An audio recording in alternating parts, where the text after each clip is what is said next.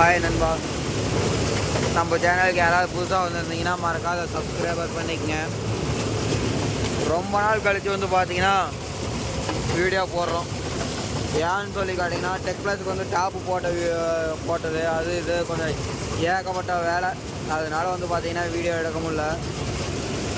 அதனால சரி இந்தமாரி வீடியோ வந்து ரெகுலராக கொடுத்துடலாம் அப்படின்னு நான் முடிவு எடுத்துருக்கிறேன். இந்த சூழ்நிலைகள் எப்படி அமையுதோ சரி நண்பா. இது இப்போ வந்து இந்த வீடியோவில் என்ன பார்க்க போகிறோன்னு சொல்லி பார்த்தீங்கன்னா மக்காச்சோளம் வந்து ஈல்டு எப்படி இருக்கு, என்ன ரகம் அப்படிங்கிறது தான் நண்பா பார்க்க போகிறோம். இப்போ நம்ம ஓடிக்கிட்டு இருக்கிறதுன்னு சொல்லி பார்த்தீங்கன்னா மகேந்திரான்னு சொல்லிட்டு ஒரு ரகம் நண்பா. மகேந்திரான்னு பேர் வச்சது பூராமே வந்து பார்த்தீங்கன்னா தான் மொரட்டுத்தனமாக தான் இருக்குது. ஏன் அப்படி சொல்கிறேன்னு பார்த்தீங்கன்னா இங்கே பாருங்க, 14 RPM வச்சேன். அப்படியே வந்து பார்த்தீங்கன்னா குப்புன்னு 13 RPM ஆஃப் ஆகுது வண்டி.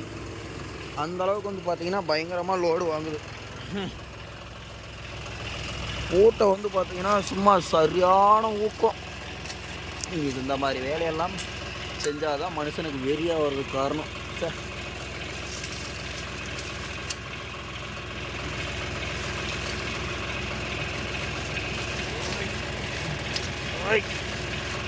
வரமாட்டேன்றா. இந்த ஒரு பூட்டை மாற்ற வேலை மப்பிட்டி பூட்டை சரி மனுஷன் வெறி கிளப்புப்பா. கையில் உடச்சாலும் வராது.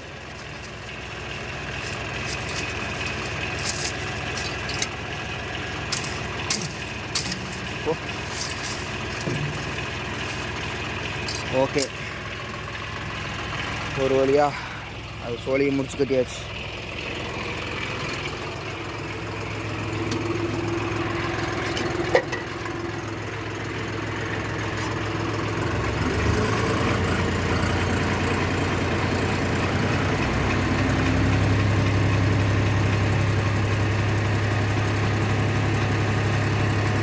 சரியா 14 RPM.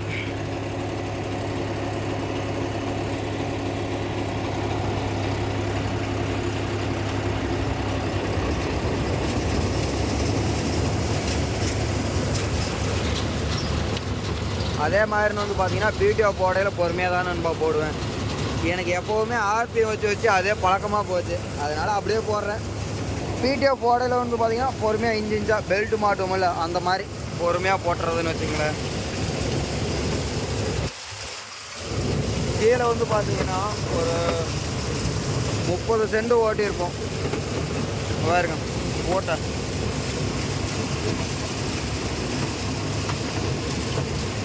அந்த 30 சென்ட்டுக்கு பார்த்தீங்கன்னா வெறும் 30 சென்ட் தான்.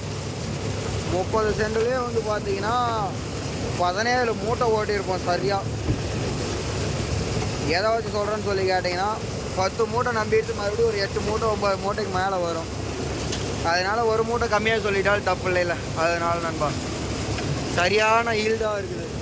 உங்கூர் சைடு வந்து அதே மாதிரி என்ன ரகம் வந்து ஊன்றீங்க, மைக்ரோ ரகம் பரவாயில்லையா இல்லை மகேந்திரா பரவாயில்லையா டாட்டா பரவாயில்லையா அப்படின்னு சொல்லிட்டு போங்க நண்பா. எங்கள் ஊர் சைடு வந்து பார்த்தீங்கன்னா அதிகமாக மைக்ரோ தான் ஓடும். நிறையா பேர் மைக்ரோ தான் ஊடுவாங்க. ஏன்னா அதுவும் சோளம் வந்து பார்த்தீங்கன்னா பட்டப்பட்டையாக நல்லா இருக்குன்னு சொல்லி ஊடுவாங்க. ஆனால் என்ன ஒரு ஹைலைட்டுன்னு சொல்லி பார்த்தீங்கன்னா உங்களுக்கு மைக்ரோவோட மகேந்திராவோட சோளம் சரியான பட்டப்பட்டையாக இருக்குன்னு வச்சுக்கோங்களேன்.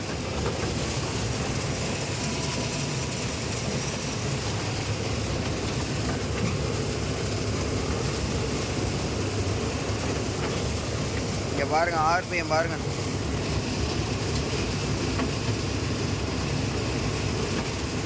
நம்ம வண்டி எதுக்கும் அசராது 63 HP. அதுவே என்ன சங்கதின்னு கேட்குது.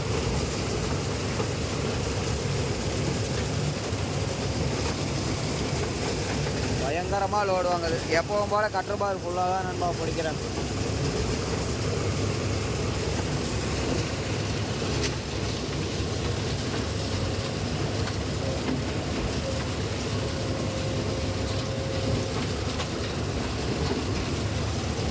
ரிவர்ஸில் போகையிலன்னு வந்து பார்த்தீங்கன்னா பியில் போவோம். இதில் வந்து ஏவிலே தான் லோ கீர்லேயே தான் போகிறோம்.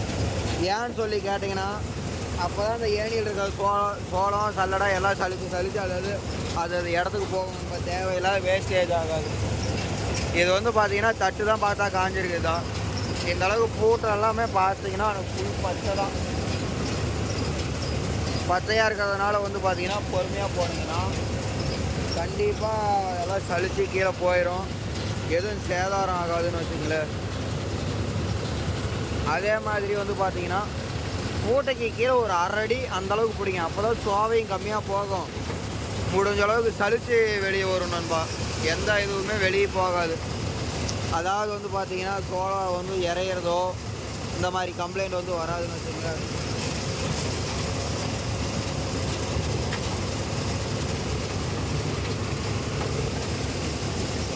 பச்சை சோவையாக இருந்ததுன்னா அப்படியே சலிக்காத வெளியே வந்துடும் நண்பா. நானே சொல்லியிருப்பேன், நம்ம வண்டியில் பச்சை ஓட்ட முடியல, ஓட்டுனோம்னா சோளம் இறையுது அப்படின்னு சொல்லி. அதுக்கான ரீசன் என்னான்னு கேட்டிங்கன்னா இதுதான். அந்த குறிப்பிட்ட இடத்துக்குள்ளே சலிக்காதுன்னு வச்சுங்களேன். இந்த சோவையெல்லாம் இப்போ நுணுக்கிடுது தூள் தூளாக நுணுங்கிறதுனால வந்து பார்த்தீங்கன்னா எல்லாம் சலித்து வெளியே வந்துடும். சோவை பச்சை சோவையாக இருந்ததுன்னா நுணுங்காது. அப்படியே வந்து பார்த்தீங்கன்னா வெளியே கதைக்கு தள்ளும். அதுதான் ஒரு சிக்கல்.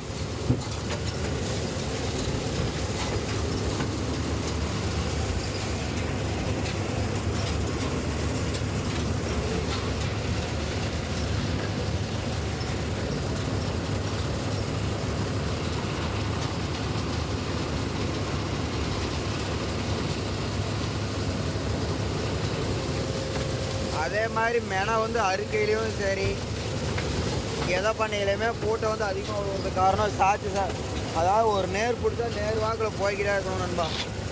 ரிவேர்ஸ் போடுறதுக்கு சங்கடப்பட்டு அப்படியே சைஸாக திருப்பிடுவாங்க உள்ளுக்கார. அது தட்டெல்லாம் சாய்க்கும், இல்லை பூட்டையெல்லாம் கீழே தள்ளும். இந்த மாதிரி ஏகப்பட்ட பிரச்சனை நடக்கும்னு வச்சுக்கல. நம்ம வந்து பார்த்தீங்கன்னா பூட்டைக்கு கீழே 1/2 அடி அவ்வளோதான் பிடிக்கிறோம்.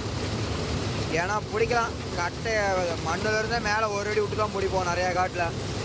அப்படி இதையும் பிடிச்சோம்னா சோளம் எல்லாம் வெளியே வந்துடும் நண்பா. ஏன்னா ஏணியில் சலிக்கிற அளவுக்கு இடம் பத்தாது. இது அநேகமாக கட்டுப்பாடு பிடிச்சி ஃபுல்லாக பிடிச்சி ஓட்டுறதுனாலே சோளம் 1-2 வெளியே போகும். ஏன்னா இது பாருங்கள், சோளம் எல்லாம் அப்படியே பச்சை இன்னும் சவுக்கு பாஞ்சாப்பில் தான் இருக்குது. கொஞ்சம் கூட காயில் நல்லா காஞ்சிருந்ததுன்னா பாருங்கள், புகை இப்படி போகுது பாருங்கள். அப்படியே புகை கண்ணா பின்னான்னு போகும்.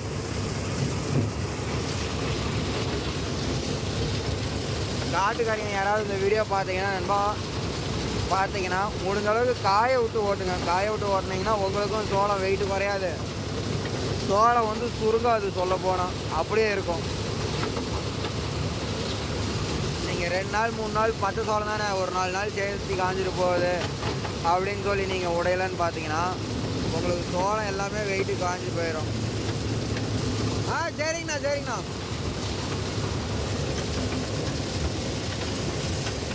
அதனால முடிஞ்ச அளவுக்கு வந்து பார்த்தீங்கன்னா யாருமே பச்சை சோளமும் அடிக்காதீங்க. வண்டிக்காரங்க சொல்கிறது தான் சொல்ல முடியும்.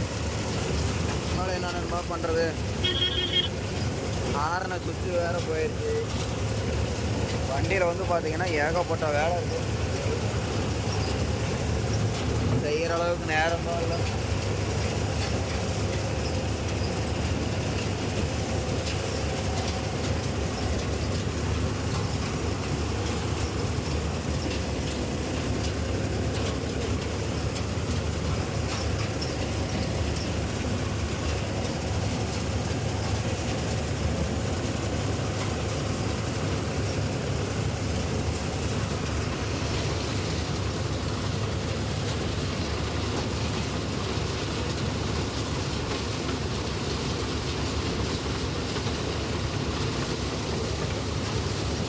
பாருங்க, ஒரு ஆள் அப்படியே அழகாக உள்ளே போயிட்டு வரலாம். இந்த அளவுக்கு கேப் இருக்கிறதுனால மட்டும்தான் வந்து பார்த்தீங்கன்னா பூட்டையோட ஊக்கம் நல்லா இருக்குது, ஈல்டும் நல்லா வருதுன்னு வச்சுக்கோங்க. ஒவ்வொருத்தையும் நினைப்பீங்க கேப் அதிகமாக இருந்தால் வண்டிக்காரனுக்கு லோடு குறையுது அப்படின்னு சொல்லி. அது உண்மைதான். ஆனால் இருந்தாலும் ஈல்டு வருதுல்ல நண்பா உங்களுக்கு. நீங்கள் வண்டிக்காரன் பொழைச்சா என்ன பொழைக்கலாம், நான் உங்களுக்கு ஈல்டு வந்தாலும் சரி.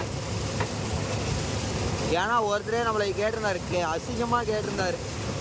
அதனால தான் நான் கேட்டேன், ஏன்டா மயிராண்டி நீ சம்பாதிக்கிறதுக்கு நாங்கள் காட்டில் ரொம்ப புழக்கமாக ஊன்னுமாடா, அப்படின்னு சொல்லி கேட்டிருந்தார். இப்படியே நான் அந்த கமெண்டை வந்து டெலீட் பண்ணிட்டேன். அதான் அப்படியே டெலீட் பண்ணிட்டேன். அது எந்த ரெஸ்பான்ஸும் பண்ணியிருக்க மாட்டேன். அதனால தான் நண்பா சொல்கிறேன்,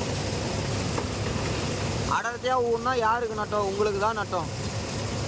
தட்டு மட்டும்தான் ஜேன்னு இருக்கும். போட்டையை பார்த்தீங்கன்னா ஒன்றுமே இருக்காது. இது வந்து அனுபவப்பட்டவங்களுக்கு வந்து தெரியும் நண்பா. அதனால் ஏற்றுக்கிறவங்க ஏற்றுக்குங்க, ஏற்றுக்காதவங்க விட்டுருங்க.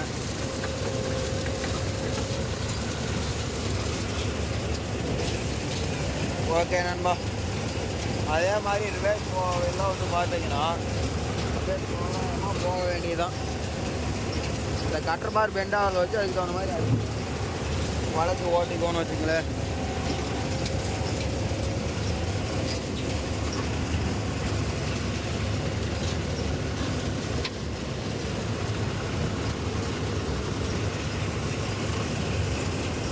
ஏன்டா இப்படி போகிற, மறுபடியும் இதில் தான் வந்தோம், அதில் போயிடலாமே அப்படின்னு சொல்லி கேட்டிங்கன்னா, பைப்பு வேறு இருக்குது, அந்த இடத்துல பனை மரம் இருக்குது, அந்த இடத்துல மரம் இருக்குது. இப்படி போய் மறுபடியும் சோளத்தை கொத்திக்கிட்டு இல்லைன்னா அப்படியே மறுபடியும் அது ஓரத்துலேயே ஒரு சுற்று வந்தோம்னா சரியாக போயிடும் நண்பா. பாருங்க, இந்த வெய்ய காலத்துலேயும் குச்சி காடுலாம் பாருங்க பயங்கரமாக இருக்குது. ஓகே நண்பா. அதே மாதிரி மறக்காத கமெண்ட் பண்ணிட்டு போங்க, உங்கள் ஊருக்கு என்ன சோளம் ஊன்றீங்க அப்படின்னு சொல்லிட்டு. நானும் வீடியோவை வந்து இதோட என் பண்ணிக்கிறேன். ஓகே, பாய்.